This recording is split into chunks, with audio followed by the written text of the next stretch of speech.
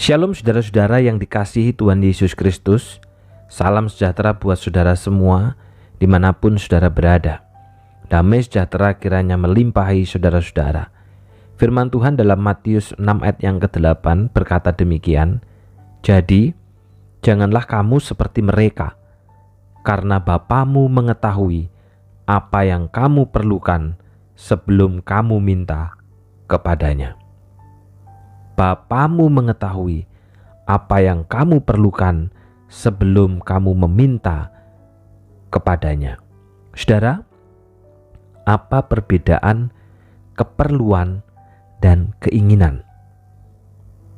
Menurut Kamus Besar Bahasa Indonesia, keperluan itu adalah keharusan, kemestian, hal yang sangat diperlukan. Contoh, seperti keperluan akan bahan makanan, keperluan akan tempat tinggal. Sedangkan keinginan adalah hasrat atau harapan. Artinya, sebenarnya keinginan ini bukan keperluan, tetapi hanya untuk memuaskan hasrat kita terhadap sesuatu. Nah, firman Tuhan katakan di dalam Matius 6 ayat yang ke-8 tadi, Bapamu mengetahui apa yang kamu perlukan sebelum kamu minta kepadanya.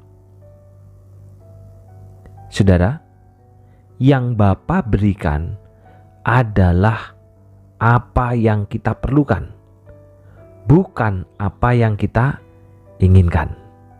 Ini harus digarisbawahi. Yang kedua, saudara, kemudian apabila Bapa tahu apa yang kita perlukan, bahkan sebelum meminta kepadanya, mengapa kita masih harus berdoa? Kan Bapa sudah tahu nih apa yang kita perlukan. Mengapa Allah kita minta berdoa? Apabila Allah sebenarnya sudah tahu apa yang kita perlukan. Maka saudara, yang pertama adalah doa itu bukan untuk merubah kehendak Allah, tetapi doa itu adalah untuk merubah kehendak kita supaya seturut dengan kehendak Allah.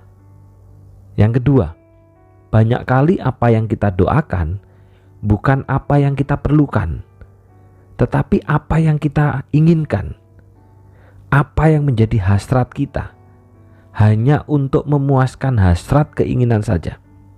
Karena itu kita berdoa supaya apa yang kita minta adalah apa yang kita perlukan. Dan yang ketiga, saudara, kita berdoa supaya ada persekutuan dengan Allah. Salah satu cara mendekat kepada Allah adalah melalui doa. Seperti orang tua yang tahu keperluan anak, tetapi ia ingin anaknya meminta supaya ada persekutuan antara anak dengan orang tua. Karena itu, mintalah kepada Allah segala apa yang kita perlukan. Sehingga doa itu adalah kehidupan pribadi yang tidak dapat dimanipulasi. Tuhan Yesus memberi peringatan keras terhadap kehidupan doa yang direkayasa untuk menimbulkan kesan rohani dari banyak orang. Padahal keadaan hidupnya sebenarnya duniawi dan tidak sungguh bergantung kepada Allah. Memang saudara, terkadang godaan untuk bersandiwara rohani sangat besar, sehingga doa bukan lagi untuk menyesuaikan diri dengan kehendak Allah yang tahu apa yang kita perlukan, tetapi hanya sekedar untuk promosi kerohanian. Orang yang mencari pujian manusia di dalam doanya tidak akan mendapat perkenanan Allah, sebab motivasinya untuk beroleh pujian telah didapatkannya. Doa bukan untuk merubah kehendak Allah, tetapi merubah kehendak kita supaya sesuai dengan kehendak Allah. Yang Allah berikan bukan apa yang kita inginkan, tetapi apa yang kita perlukan. Makin banyak berdoa, maka makin banyak hidup dalam kehendak Allah dan makin banyak membuang kehendak kita. Mari kita berdoa. Terima kasih Tuhan, hari ini firman-Mu mengingatkan kepada setiap kami bahwa doa itu bukan untuk merubah kehendak Allah, tetapi justru untuk merubah kehendak kami supaya sesuai dengan kehendak-Mu. Dan yang Allah berikan bukan apa yang kami inginkan, tetapi apa yang kami perlukan. Sehingga makin banyak kami berdoa, maka akan makin banyak kami membuang kehendak kami yang tidak sesuai dengan kehendak Engkau. Secara khusus hari ini hamba-Mu berdoa untuk Ibu Lydia Esther yang berulang tahun. Kiranya Tuhan meneguhkan di dalam imannya, dan biarlah kiranya iman itu yang hidup. Apapun yang dikerjakan, apapun yang dilakukan, itu diperintah oleh kehendak Allah dan bukan oleh kehendak dirinya.